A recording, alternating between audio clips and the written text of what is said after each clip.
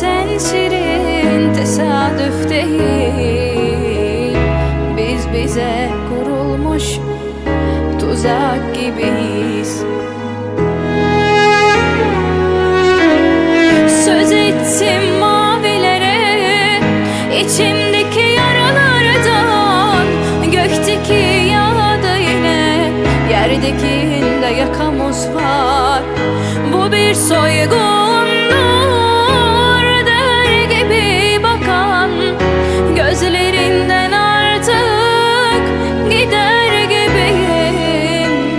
Gözlerinden artık gider gibiyim.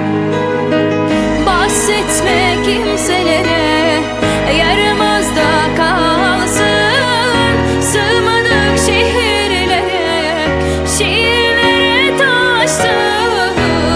Unutmadım yine, bir büyüklük bende kaldı.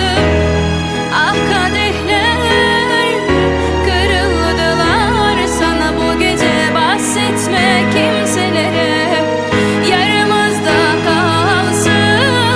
Sığmadık şehirlere, şiirlere taştık. Unutmadım yine, bir büyüklük bende kaldı. Ah kadehler kırıldılar sana bu gece.